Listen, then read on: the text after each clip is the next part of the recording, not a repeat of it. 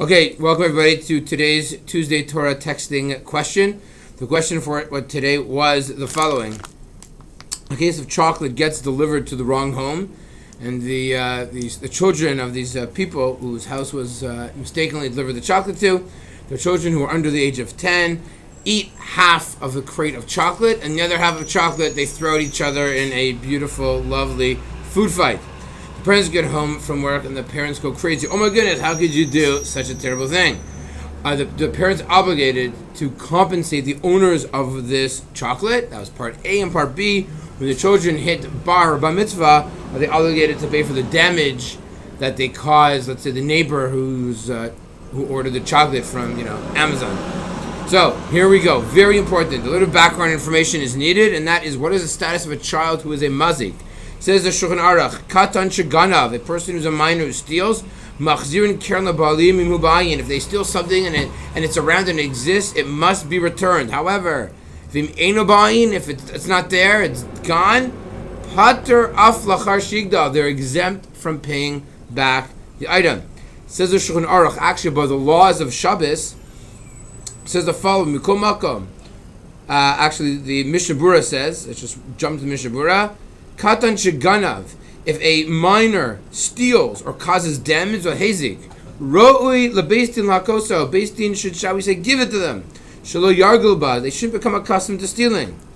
However, ein tzarich l'shalem, they are not obligated to pay, if, shall we say, unless the item is actually there in the present, can be returned. However, lifnei mishurat hadin is considered meritorious, it is above the letter of the law. A minor who does cause damage, should compensate the person. Even if it is considered with a grama, even if it's this indirect type, they should still, if you ask the person, it should be returned. The question is, what type of damage is in our case when they inadvertently take this box of chocolates and eat it or trample on it?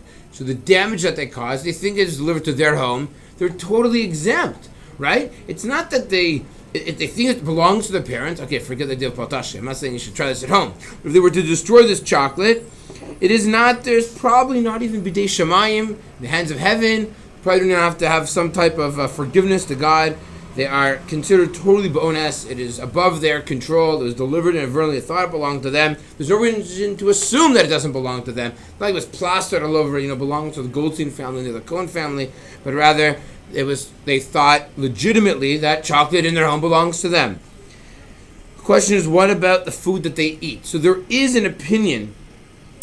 The vast majority of poskim argue that they don't have to pay anything. There is an opinion by the Shvus Yaakov that says that a katan, a minor, when he gets older, should actually compensate them. Should compensate the actual owners. But generally speaking, he would not have to compensate, not just if he damages, but if he's nehene, if he benefits, he wouldn't have to compensate them. So you need to figure out exactly how much you should pay back, because he benefits. You'd have to somehow calculate, perhaps, the fnei mishrat hadin. Maybe you want to pay for 2/3 of the value of chocolate that would cost to sell in the market. You definitely not have to pay full value. Only a person who's a mazik, a poshea, has to pay full value.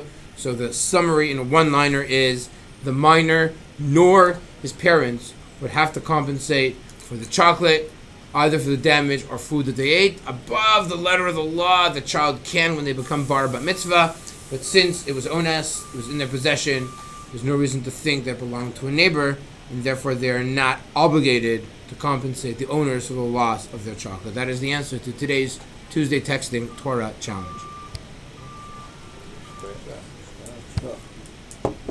Okay, no one's gonna